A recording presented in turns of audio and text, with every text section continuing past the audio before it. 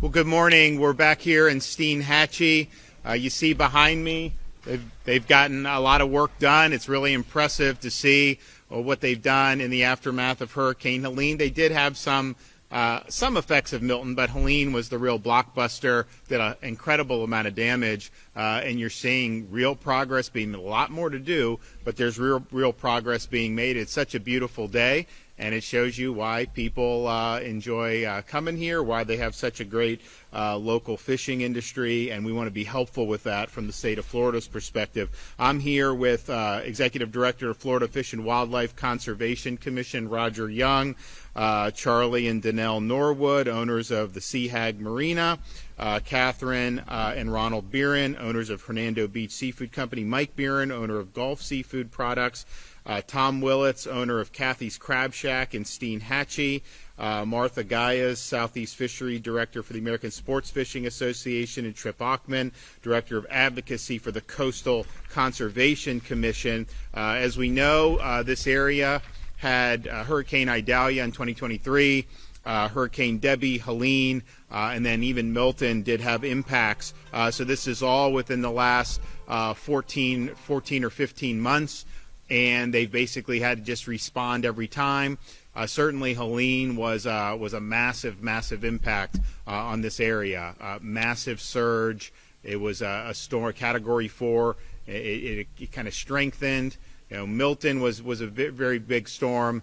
Fortunately, it did weaken as it went in, but this one was really a sight to behold. So it did a lot of damages to businesses, to homes. And this is something that is really impactful for this community, for people's lives, and for the state of Florida. As with past hurricanes, early surveys here have indicated damage to fisheries in these locations. Fishing vessels, gear, buildings are damaged. Coastal seafood storage items like ice machines, commercial coolers, and warehouses are damaged. Retail wholesale products and cold storage, of course, lost to spoilage, unfortunately. Dockage and boat ramps damaged. Debris blocked waterways, preventing safe navigation for fishermen, and significant aquaculture infrastructure rendered unusable. So in some of these things, like these guys know because they do this every day, it's hard to even know that there's debris in there if you just look at it with the naked eye. So these are really major impacts, not just for the economy here locally, but also for tourism, fresh access to seafood, as well as the way of life for the families that live in this community. So we are proud of what we do in terms of fishing in the state of Florida. We lead the nation in the number of saltwater fishing anglers who enjoy our waters. We generate close to $10 billion for the state of Florida's economy annually.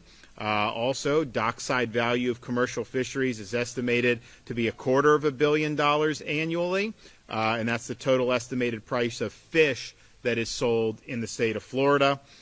In response to recent damage, we've initiated the process of submitting a federal fisheries disaster declaration. If the federal government approves this declaration, it will unlock additional resources that can be directed to this area to help rebuild the important industry, including offshore, nearshore, and inshore fisheries.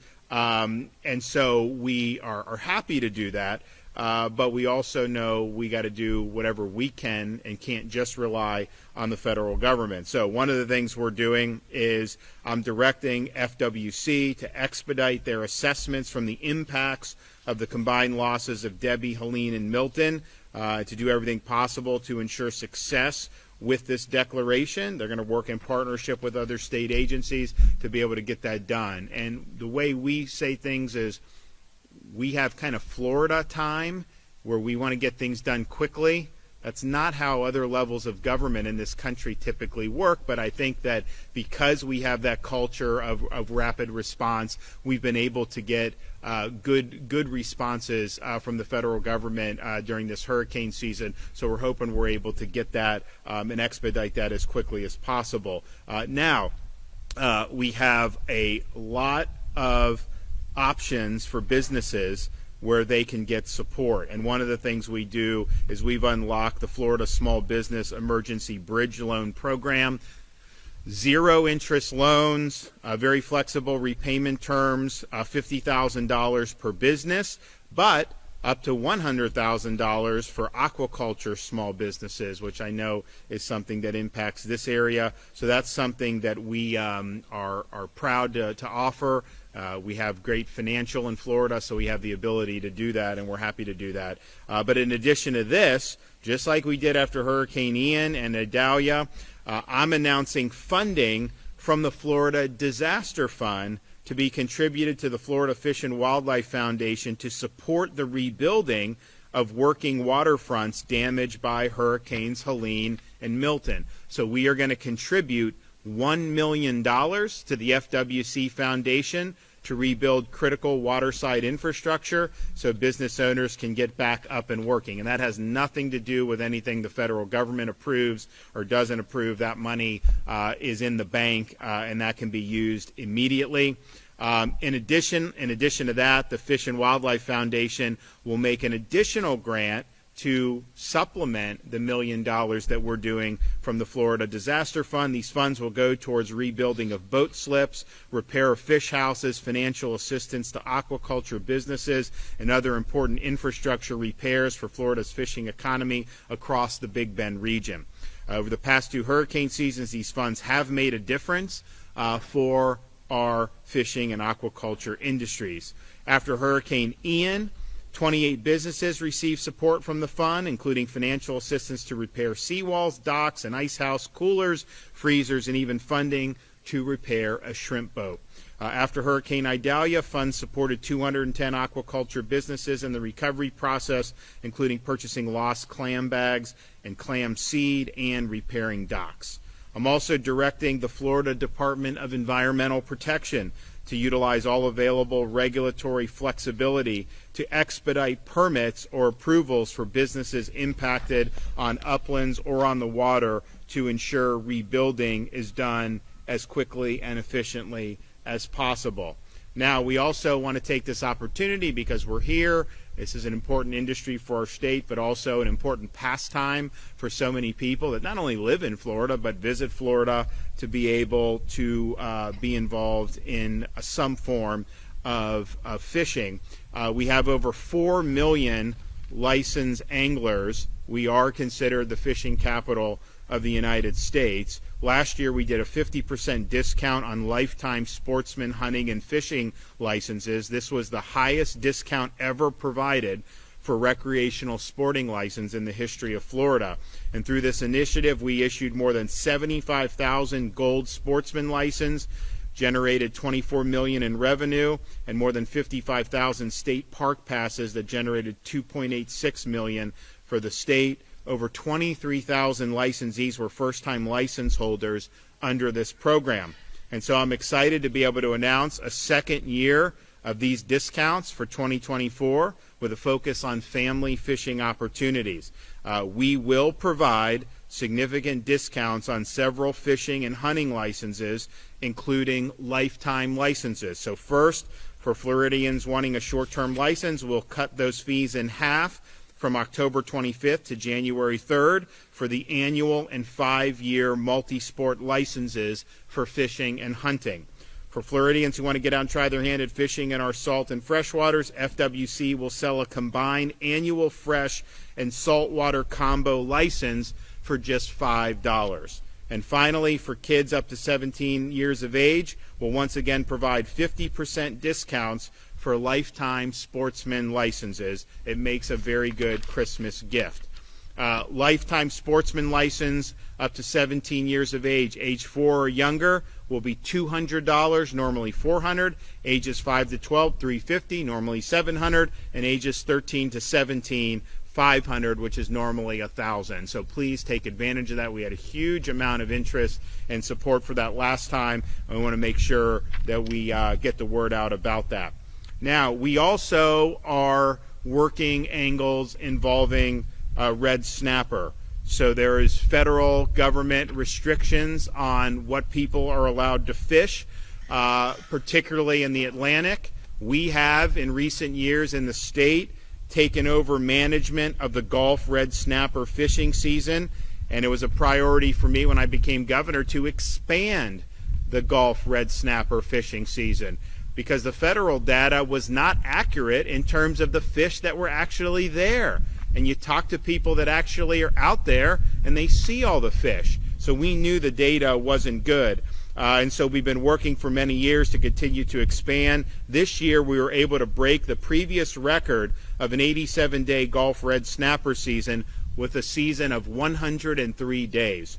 This includes an increase in weekend days in September, October, and November, allowing anglers to enjoy snapper over the holidays. This is the longest combined Gulf red snapper season in the history of Florida since state management of Gulf waters began.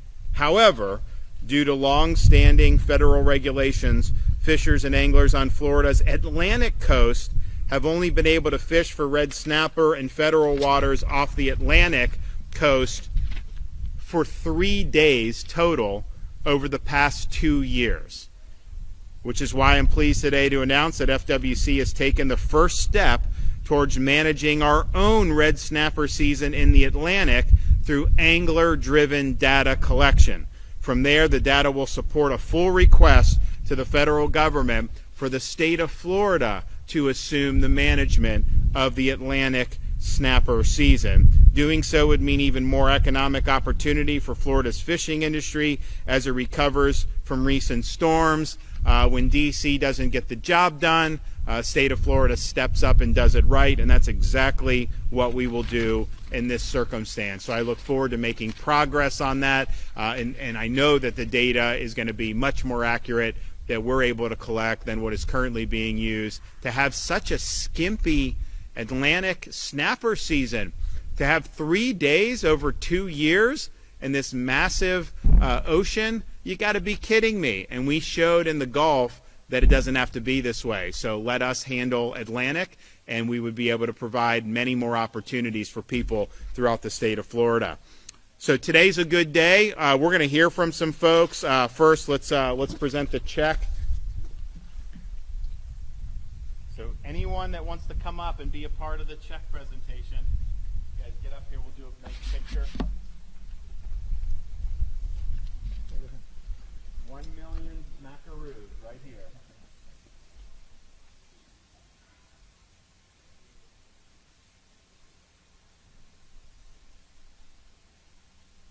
All right, there we go.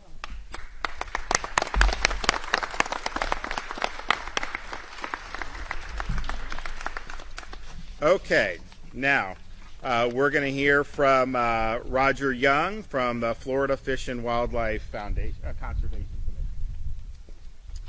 Good morning, everyone, and thank you, Governor DeSantis. It's an honor to be here this morning in such a beautiful community and with such outstanding news to share with everyone. And on behalf of my chairman, Chairman Barreto, and all of our FWC commissioners, we are proud to participate in this historic announcement this morning.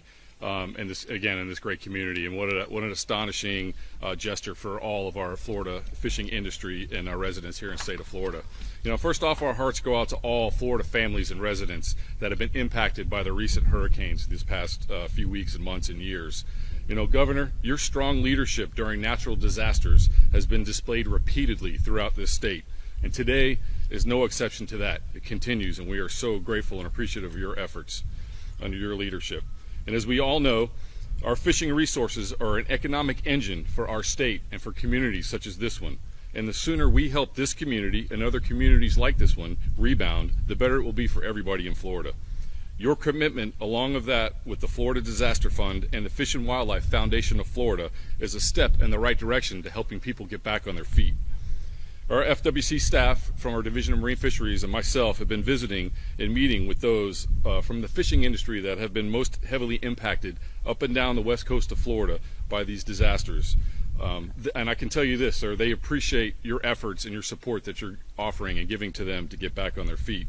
But we've seen the catastrophic damage they've had to their facilities, and we've seen what has happened, and we've heard their needs, and we're working hard to restore them and get them back on their feet and get them back to work. FWC will continue to work with Department of Emergency Management and our state and local partners to clear access to boat ramps, to get back on the waterways, to help our people that work on the water get back to work. Our FWC law enforcement teams are also going to be out working hard with our partners to identify and remove displaced vessels from these storms. Reconnecting these displaced vessels with their owners and starting the removal process is extremely important to get our waterways back in operation. In addition, I want to thank you for your support for the license promotion. It will provide more opportunities for Florida residents to enjoy fishing in the fishing and boating capital of the world. And I know from last year what a successful event that was, and we got a lot of phone calls after that ended hoping that they would do that again. So there's going to be a lot of pleased residents in the state of Florida when they hear this announcement that we're doing that discount again. So thank you, sir. And Governor, we appreciate all you do for Floridians and helping communities such as this one get back on their feet. Thank you very much. We're blessed to live in a state where you have such great leadership. Okay, Mike and Kathy Beeran, owners of Gulf Seafood Products and Hernando Beach Seafood Company. Hello, my name is Michael Beeran. I'm a third-generation commercial fisherman out of Hernando Beach. My sons are involved in our operation. We catch and produce our own stone crab, grouper, snapper. We've been doing it a long time. This hurricane season has definitely been stressful on all of us. It literally hit us within 2 days of us starting to throw our traps out. We stopped putting them out in fear of losing all of our gear. I just want to say that, Florida is, the seafood industry is the lifeblood of Florida, in my opinion, and, we do everything we can to produce this seafood, and we have, I'm just glad that we're able to do our operation here in the great state, or the free state of Florida, under a great governor, Mr. DeSantis. They've been behind us 110%. They've come out and checked on us right after the storm. We're trying to move forward. We've recently had some things going on in the crab industry, so the prices are down a little bit. I think that's probably to do with all the hurricane damage. So only thing I can say is thank you for your support, everyone, and please get out there and eat some crabs.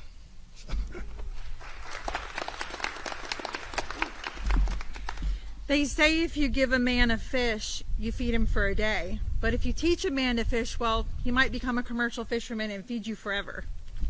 My name is Catherine Beeran. My husband, Ronald Beeran, and I own Hernando Beach Seafood in Hernando Beach. It's a wholesale seafood company. We own 13 commercial boats. We own a marina that supports our commercial fishing industry in our area. And I'm honored today to be here to represent commercial fishermen on the coast of Florida that have been affected by the back-to-back hurricanes. Our fisheries are located along the coast of Florida, and because of that, a lot of damage was sustained, as you have heard from the others. We saw flooding, we saw devastating buildings that were collapsed, boats that were sunken, commercial boats, docks that were flipped over in the water, pilings that were broken off, boats that tried to go back out and ended up with pilings through their hulls and sinking that we had to quickly pull. It's been a real struggle. Yesterday, I got a phone call that the FWC was at my fish house. Now, to be honest with you, that wasn't quite the positive reaction. And the next thing they said is, no, they're here to help. And they were. They were truly here to help. When they came over there, they shook my hand and they asked if they could see the damage. Their hearts were in it. It was a beautiful thing. We walked through, we looked at all the torn out walls, all the devastation. We talked about our containers full of bait that had been flipped over on their sides, boats that had been sunken, all the loss that we had had, and the loss that everyone's had along the coast, and all the struggles we've had in the seafood industry since. When we got over to the marina, we looked at our dock that had been up on the pilings during the first storm and then had flipped over into the water on the other, and luckily didn't take boats down with them. During the Hurricane Helene, my husband and I had gotten on one of our smaller boats, trying to keep all the commercial boats that were up on stands in our marina from drifting off and ending up on top of homes and out into all of our wetlands, where we were going to then have to try to survive having to get destroyed boats fixed. It was a really difficult process, but the people that were there with me, their hearts were in it. You could feel it. It was a really beautiful thing. At the end, we discussed about how long it was going to take to get help, maybe a year, year and a half. I kind of shook my head yes and said, I understand. I said, but we need help now. The people need help. Florida's fisheries need help. And I will tell you, they were listening. And you know why I know that? Because 7 hours later, the governor's staff called me. They said, could you be available tomorrow in Steenahatchee? He wants to meet with you. That's a governor that gets things done.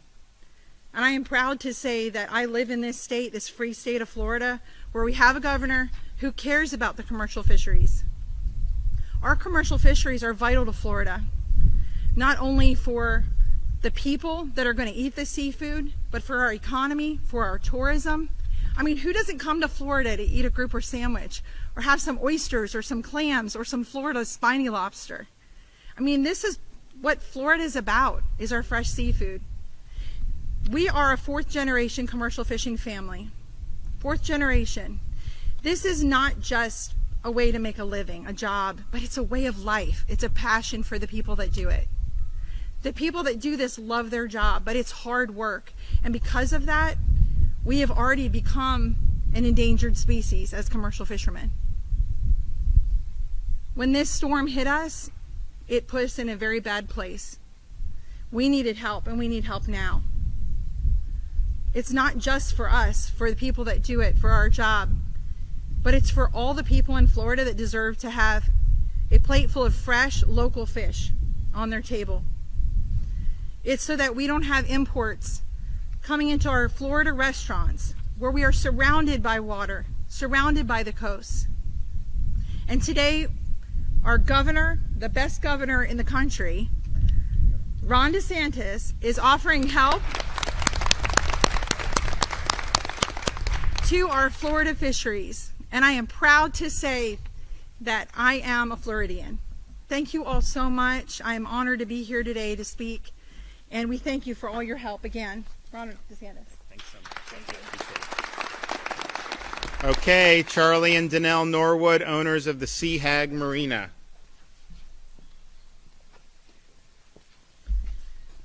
Well, that's hard to follow with a speech. Very well said, I might say. This is my wife, Danielle. She and I have owned the Sea Hag for 27 years. Behind us, you'll see our family.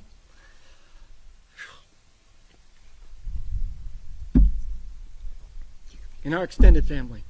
We're so proud to have them. Leadership is where it starts. Quality leadership. With quality leadership, you get anything done. I'm so proud to have my commercial comrades beside me. All of you have made this possible. I want to thank you. We're hearing this together, and we look forward to getting it right together. I couldn't do it without every single one of you.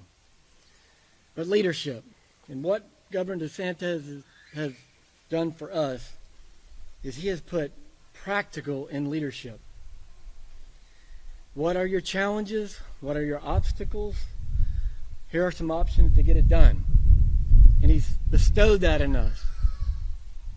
And by bestowing that in us, we have what we need to do it. We've got to do it. But knowing he's behind us, and he's shoring us up, and he's helping our county with the tools they need to shore us up. And he's helping us with all of our friends that shore us up. Sorry, it's been a long day. It's been a long month. But I want to thank everybody here. But it's leadership. So my wife and I, like all of you, got wiped out last year. We worked real hard, put it back together. Everybody got fishing again. We all share the same experiences. It's funny how we share the same experiences. We're all talking the same talk. Well, we're all leaders. We're all doers. We get up, put our boots on every day, go to work. It just gets better. And every single day that we work is a better day. And I challenge every one of you to get up, put your boots on, and go to work. And know that if you have a problem, there's people you can call. And he's made Roger available to bring us all together today.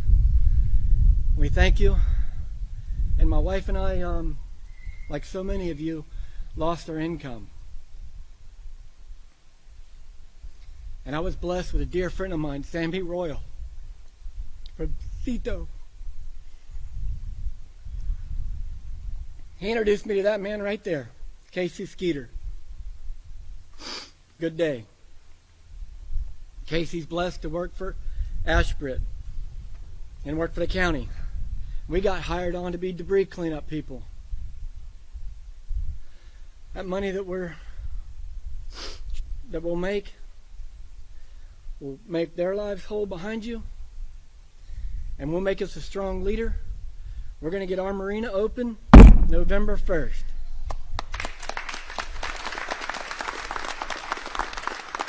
And with us being open, we will help everybody else get open with the help of that man over there, Tom Willits.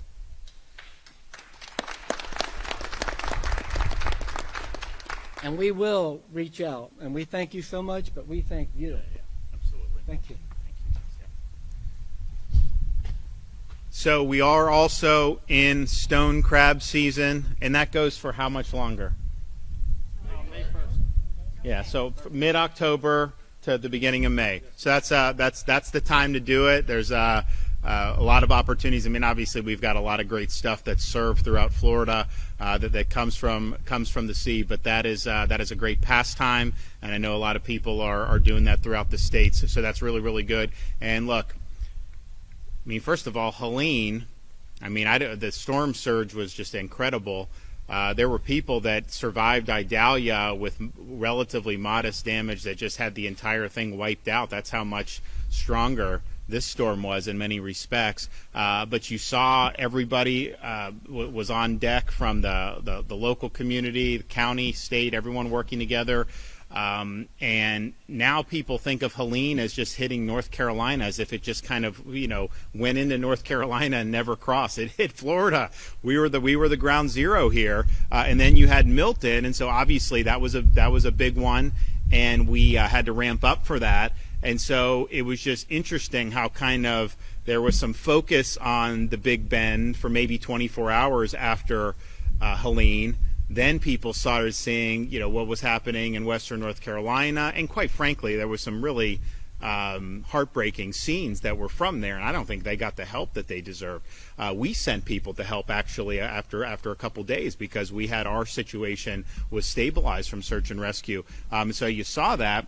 And yet we were still doing our thing down here in Florida. Like that was great to help. And then we did the Milton, and then there was the focus on Milton, and then that. But I think one of the reasons why we wanted to come is, one, we really want to support our fishing industry. We understand how important this infrastructure is. To be able to bring funds is really, really important. But we also just want to make clear that yes, there was Helene did a lot of damage to other states, and yes, we had a hurricane after Helene, Milton, but we have not at the state level forgotten what's happened to this part of the state with Hurricane Helene, and we will not do that. And so there's a lot we are doing, and there's a lot more we're going to continue to do to help the effort here. So I just would say, just as an observer who can look to see how things go in other parts of the country, how you've responded and the progress you've already made, that's not normal in terms of how this is done. This is very good progress. I know there's a lot more that needs to be done. We've been at the state level, we've wanted to help out with the water debris. I think that's really important to clean that up. And I know Kevin Guthrie has been working very hard on that in different parts of the state, actually. And we've also really charged hard on the overall debris. And you've seen a lot of debris around the state that's gotten moved and cleaned up quicker than what I think would normally do. We got a 90-day 100% reimbursement for Milton for debris removal, and so we now have on the website for Division of Emergency Management a debris tracker. How much did your city put in debris, or the county, or all this? We've got contractors. We want everybody, all hands on deck, to get things cleaned up as quickly as possible. I think it's really important for recovery, for morale. And people want to get back on their feet as quickly as possible. We've also had a lot of great work from utility workers in both storms. Massive numbers of these guys coming in. Now, Helene, we had a lot, which was a big deal, and they did a good job. I think that was like 2.4 million that had gone out that were restored, and I think that had been the fastest on record for that amount of people, and we appreciate that. But then Milton, and a lot of the utility workers were in Georgia and in North Carolina and all these places. So we actually brought in over 50,000 linemen to Florida before Milton. But we had to bring them in from as far away as California and Alberta, Canada. We have these Canucks coming down helping out this. So it was, I mean, a massive effort, and you ended up doing 4.2 million power restorations after Milton. Now, Milton didn't hit as strong as Helene did, but it hit more parts of Florida's population. So it knocked out over 4 million people from power, and they were able to do 4.2 million in the fastest on record for a storm of that magnitude. And so those are things that really make a difference. It's never easy to have to deal with any of this stuff. You get damage, you lose things. Fortunately, in Taylor County, they worked hard to minimize the loss of life. But we did have loss of life in both storms, and it's a tragic thing. You also have a lot of people that maybe just get interrupted, but their homes aren't destroyed. We want to get them hooked up. We want to get everything back, clear the roads, get all the bridges open, get everything back, and do that very quickly. So I don't think anyone does it quicker than what we do in the state of Florida. We're proud of that. And it's not just us at the state. I mean, look, I'm happy to kind of set the tone. I'm happy to issue the directives that need to be done. But you have a culture in Florida that is developed. When these things happen, you do have all hands on deck. All our state agencies, like whatever their role is normally, they do some storm-related function, and they're there. Department of Health, obviously emergency management, transportation, you name it, they're doing it. But even these, like the linemen on these companies, you know, the electrical co-ops, they were the first ones to have total restoration after Milton. They brought in a bunch of linemen. That was not the case 10 years ago. It would drag on. I mean, I remember we had Hurricane Helene. That was before I was governor, but that hit in northern Florida. You had people without power off of Category 1 in like Tallahassee for weeks. So there's been a great effort across the board to be able to respond very quickly, and as long as people see progress, I think it makes a huge difference with morale. People know it's not going to be easy, but if they see, you know, people want to get this back and people are doing whatever they can, then it's like, you know what, let's get this job done. And so I think the $1 million today, and I know Roger, they're going to do more from their foundation to be able to help, you know, with some of this marine infrastructure. But we're happy to do it. I think it's really important. I think to have this open on November 1st. I mean, first of all, the weather's gotten a lot better. It's a beautiful day. It's cooled off a little bit. I mean, remember right after Helene, we maybe had one day where it cooled, and then it just got scorching hot. And that's not good when you're doing the rebuild. You want it to be a little milder. So it's starting to get mild. I think it's going to be a beautiful fall, winter season for us and into the spring. And we're going to continue to see progress. And that's really the name of the game. So I want to thank everybody that's been involved. I know people have been working really, really hard. We've had back-to-back. It's not easy to go through that. And I'm not saying that we don't have a lot more ahead of us, but I would take the people that responded to these two storms against anyone else in the country 7 days a week and twice on Sunday if I had to choose. So thank you all for what you've done. God bless.